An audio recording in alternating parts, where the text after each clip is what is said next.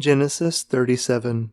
So Jacob settled again in the land of Canaan, where his father had lived as a foreigner. This is the account of Jacob and his family. When Joseph was 17 years old, he often tended his father's flocks. He worked for his half-brothers, the sons of his father's wives Bilhah and Zilpah. But Joseph reported to his father some of the bad things his brothers were doing. Jacob loved Joseph more than any of his other children because Joseph had been born to him in his old age. So one day Jacob had a special gift made for Joseph, a beautiful robe. But his brothers hated Joseph because their father loved him more than the rest of them. They couldn't say a kind word to him.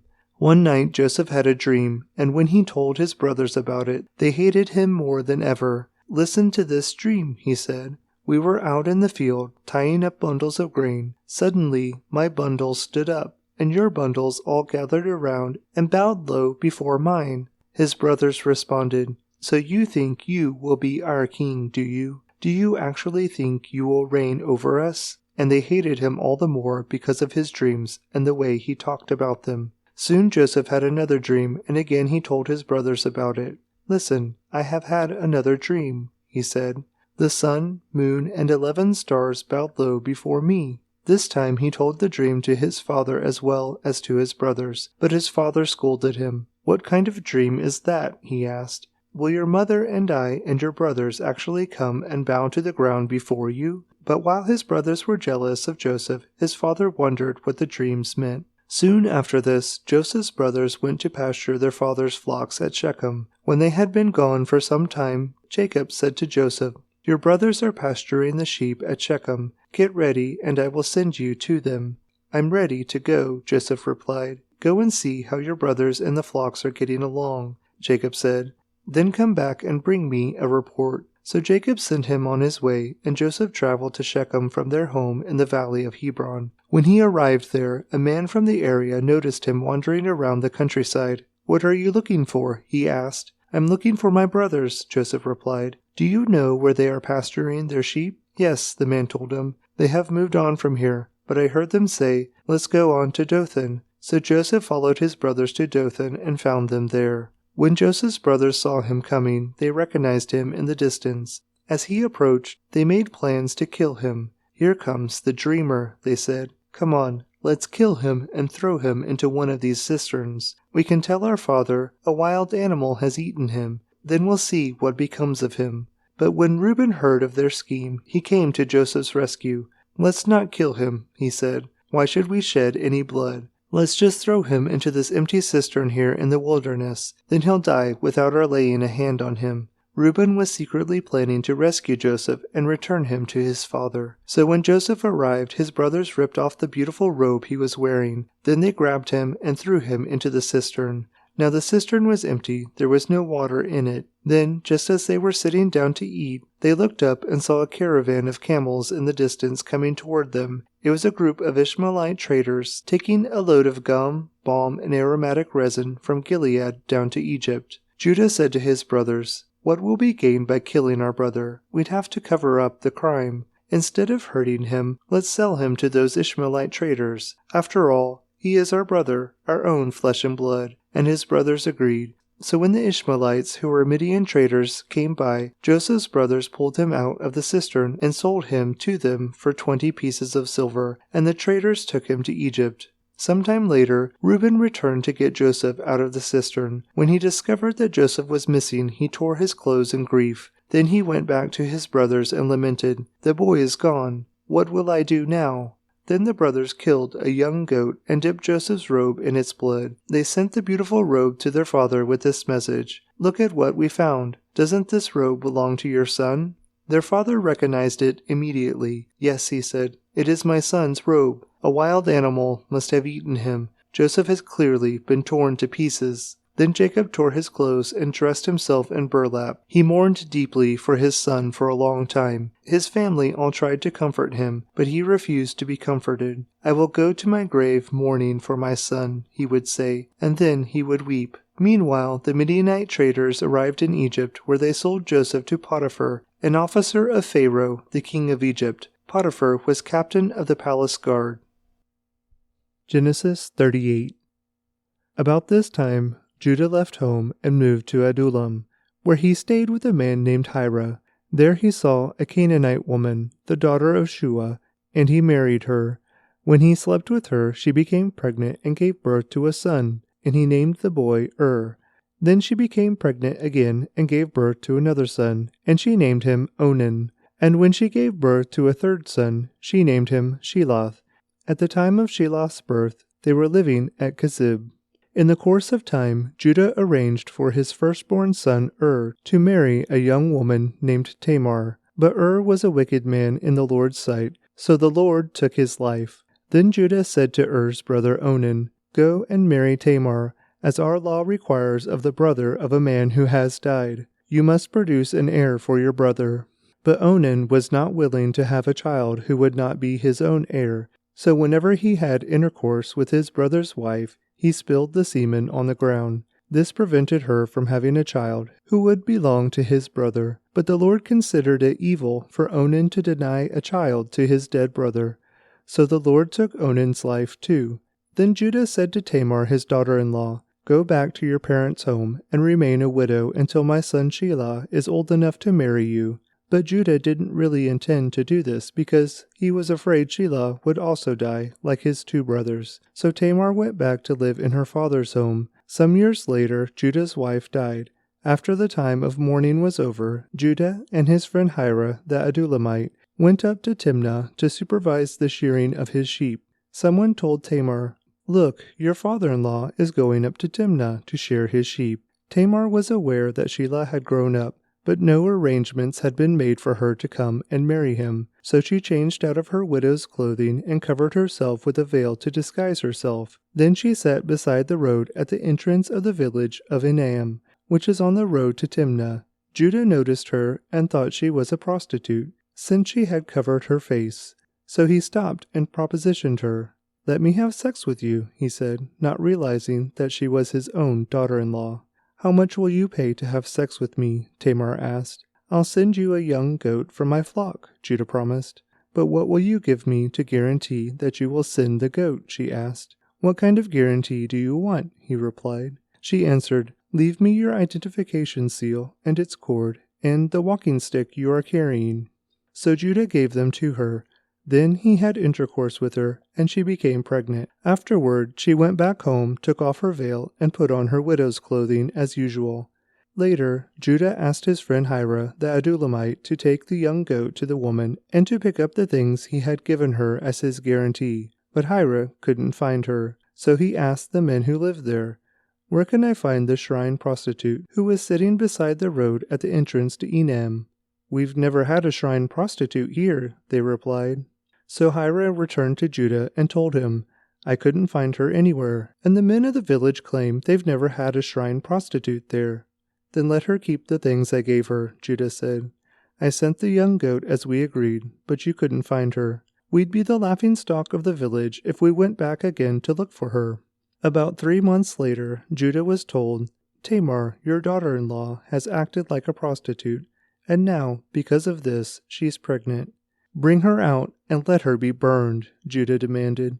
But as they were taking her out to kill her, she sent this message to her father-in-law. "The man who owns these things made me pregnant. Look closely. Whose seal and cord and walking stick are these?" Judah recognized them immediately and said, "She is more righteous than I am, because I didn't arrange for her to marry my son Shelah." And Judah never slept with Tamar again. When the time came for Tamar to give birth, it was discovered that she was carrying twins. While she was in labor, one of the babies reached out his hand. The midwife grabbed it and tied a scarlet string around the child's wrist, announcing, "This one came out first." But then he pulled back his hand, and out came his brother. "What?" the midwife exclaimed. "How did you break out first?" So he was named Perez. Then the baby with the scarlet string on his wrist was born, and he was named Zerah. Genesis 39. When Joseph was taken to Egypt by the Ishmaelite traders, he was purchased by Potiphar, an Egyptian officer. Potiphar was captain of the guard for Pharaoh, the king of Egypt. The Lord was with Joseph, so he succeeded in everything he did as he served in the home of his Egyptian master. Potiphar noticed this and realized that the Lord was with Joseph, giving him success in everything he did. This pleased Potiphar, so he soon made Joseph his personal attendant. He put him in charge of his entire household and everything he owned. From the day Joseph was put in charge of his master's household and property, the Lord began to bless Potiphar's household for Joseph's sake. All his household affairs ran smoothly, and his crops and livestock flourished. So Potiphar gave Joseph complete administrative responsibility over everything he owned. With Joseph there, he didn't worry about a thing, except what kind of food to eat. Joseph was a very handsome and well-built young man, and Potiphar's wife soon began to look at him lustfully. "Come and sleep with me," she demanded. But Joseph refused. "Look," he told her, "my master trusts me with everything in his entire household. No one here has more authority than I do. He has held back nothing from me except you, because you are his wife. How could I do such a wicked thing? It would be a great sin against God." She kept putting pressure on Joseph day after day, but he refused to sleep with her, and he kept out of her way as much as possible. One day, however, no one else was around when he went in to do his work. She came and grabbed him by his cloak, demanding, "Come on, sleep with me." Joseph tore himself away, but he left his cloak in her hand as he ran from the house. When she saw that she was holding his cloak and he had fled, she called out to her servants. Soon all the men came running. "Look," she said, "my husband has brought this Hebrew slave here to make fools of us. He came into my room to rape me, but I screamed. When he heard me scream, he ran outside and got away, but he left his cloak behind with me." She kept the cloak with her until her husband came home. Then she told him her story. "That Hebrew slave you brought into our house tried to come in and fool around with me," she said. "But when I screamed, he ran outside, leaving his cloak with me." Potiphar was furious when he heard his wife's story about how Joseph had treated her, so he took Joseph and threw him into prison, where the king's prisoners were held, and there he remained. But the Lord was with Joseph in prison and showed him his faithful love, and the Lord made Joseph a favorite with the prison warden. Before long, the warden put Joseph in charge of all the other prisoners and over everything that happened in the prison. The warden had no more worries because Joseph took care of everything. The Lord was with him and caused everything he did to succeed. Matthew 13. Later that same day, Jesus left the house and sat beside the lake. A large crowd soon gathered around him, so he got into a boat. Then he sat there and taught as the people stood on the shore. He told many stories in the form of parables, such as this one. Listen. A farmer went out to plant some seeds. As he scattered them across his field, some seeds fell on a footpath, and the birds came and ate them. Other seeds fell on shallow soil with underlying rock. The seeds sprouted quickly because the soil was shallow, but the plants soon wilted under the hot sun, and since they didn't have deep roots, they died. Other seeds fell among the thorns that grew up and choked out the tender plants. Still other seeds fell on fertile soil, and they produced a crop that was 30, 60, and even 100 times as much as had been planted. Anyone with ears to hear should listen and understand. His disciples came and asked him, "Why do you use parables when you talk to the people?" He replied, "You are permitted to understand the secrets of the kingdom of heaven, but others are not. To those who listen to my teaching, more understanding will be given, and they will have an abundance of knowledge. But for those who are not listening, even what little understanding they have will be taken away from them. That is why I use these parables. For they look, but they don't really see. They hear, but they don't really listen or understand." This fulfills the prophecy of Isaiah that says, "When you hear what I say, you will not understand. When you see what I do, you will not comprehend. For the hearts of these people are hardened, and their ears cannot hear, and they have closed their eyes, so their eyes cannot see, and their ears cannot hear, and their hearts cannot understand, and they cannot turn to me and let me heal them. But blessed are your eyes because they see, and your ears because they hear. I tell you the truth, many prophets and righteous people longed to see what you see, but they didn't see it, and they longed to hear what you hear, but they didn't hear it. Now listen to the explanation of the parable about the farmer planting seeds. The seed that fell on the footpath represents those who hear the message about the kingdom and don't understand it. Then the evil one comes and snatches away the seed that was planted in their hearts. The seed on the rocky soil represents those who hear the message and immediately receive it with joy. But since they don't have deep roots, they don't last long. They fall away as soon as they have problems or are persecuted for believing God's word. The seed that fell among the thorns represents those who hear God's word, but all too quickly the message is crowded out by the worries of this life and the lure of wealth, so no fruit is produced. The seed that fell on the good soil represents those who truly hear and understand God's word, and produce a harvest of 30, 60, or even 100 times as much as had been planted. Here is another story Jesus told. The kingdom of heaven is like a farmer who planted good seed in his field. But that night, as the workers slept, his enemy came and planted weeds among the wheat, then slipped away. When the crop began to grow and produce grain, the weeds also grew. The farmer's workers went to him and said, "Sir, the field where you planted that good seed is full of weeds. Where did they come from?" "An enemy has done this," the farmer exclaimed. "Should we pull out the weeds?" they asked. "No," he replied. "You'll uproot the wheat if you do. Let both grow together until the harvest. Then I will tell the harvesters to sort out the weeds, tie them into bundles and burn them, and to put the wheat in the barn." Here is another illustration Jesus used. The kingdom of heaven is like a mustard seed planted in a field. It is the smallest of all seeds, but it becomes the largest of garden plants. It grows into a tree, and birds come and make nests in its branches. Jesus also used this illustration.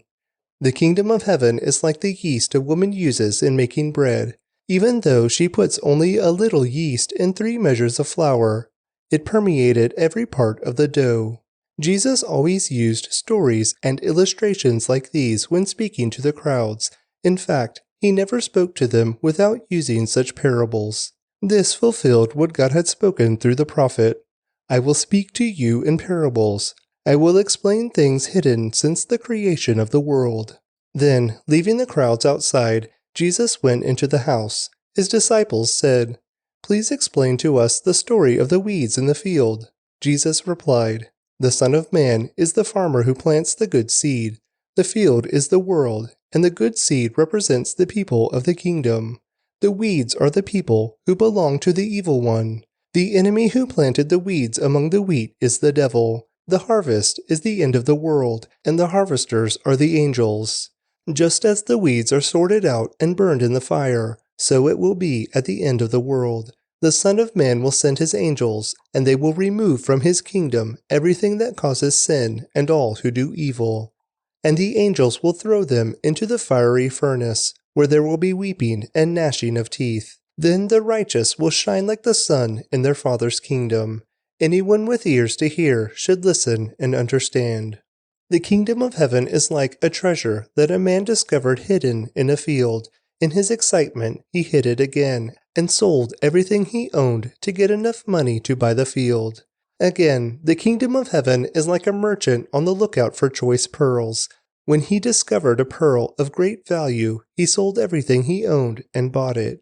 Again, the kingdom of heaven is like a fishing net that was thrown into the water and caught fish of every kind.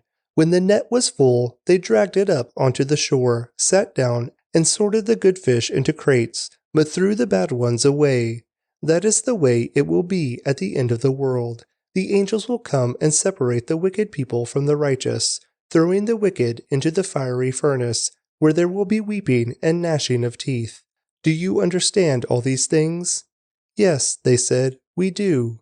Then he added, every teacher of religious law who becomes a disciple in the kingdom of heaven is like a homeowner who brings from his storeroom new gems of truth as well as old. When Jesus had finished telling these stories and illustrations, he left that part of the country. He returned to Nazareth, his hometown. When he taught there in the synagogue, everyone was amazed and said, "Where does he get this wisdom and the power to do miracles?" Then they scoffed, "He's just the carpenter's son, and we know Mary, his mother, and his brothers, James, Joseph, Simon, and Judas. All his sisters live right here among us. Where did he learn all these things?" And they were deeply offended and refused to believe in him. Then Jesus told them, "A prophet is honored everywhere, except in his own hometown and among his own family." And so he did only a few miracles there because of their unbelief. Proverbs 13. A wise child accepts a parent's discipline. A mocker refuses to listen to correction. Wise words will win you a good meal, but treacherous people have an appetite for violence. Those who control their tongue will have a long life. Opening your mouth can ruin everything. Lazy people want much, but get little. But those who work hard will prosper. The godly hate lies. The wicked cause shame and disgrace. Godliness guards the path of the blameless, but the evil are misled by sin. Some who are poor pretend to be rich. Others who are rich pretend to be poor. The rich can pay a ransom for their lives, but the poor won't even get threatened. The life of the godly is full of light and joy, but the light of the wicked will be snuffed out. Pride leads to conflict. Those who take advice are wise. Wealth from get-rich-quick schemes quickly disappears. Wealth from hard work grows over time. Hope deferred makes the heart sick, but a dream fulfilled is a tree of life. People who despise advice are asking for trouble. Those who respect a command will succeed. The instruction of the wise is like a life-giving fountain. Those who accept it avoid the snares of death. A person with good sense is respected. A treacherous person is headed for destruction. Wise people think before they act. Fools don't, and even brag about their foolishness. An unreliable messenger stumbles into trouble, but a reliable messenger brings healing. If you ignore criticism, you will end in poverty and disgrace. If you accept correction, you will be honored. It is pleasant to see dreams come true, but fools refuse to turn from evil to attain them. Walk with the wise and become wise. Associate with fools and get in trouble. Trouble chases sinners, while blessings reward the righteous. Good people leave an inheritance to their grandchildren, but the sinner's wealth passes to the godly. A poor person's farm may produce much food, but injustice sweeps it all away. Those who spare the rod of discipline hate their children. Those who love their children care enough to discipline them. The godly eat to their heart's content, but the belly of the wicked goes hungry. Psalm 13. For the choir director, a psalm of David. O Lord, how long will you forget me? Forever? How long will you look the other way? How long must I struggle with anguish in my soul, with sorrow in my heart every day? How long will my enemy have the upper hand? Turn and answer me, O Lord my God. Restore the sparkle to my eyes, or I will die. Don't let my enemies gloat, saying, "We have defeated him." Don't let them rejoice at my downfall. But I trust in your unfailing love. I will rejoice because you have rescued me. I will sing to the Lord because he is good to me.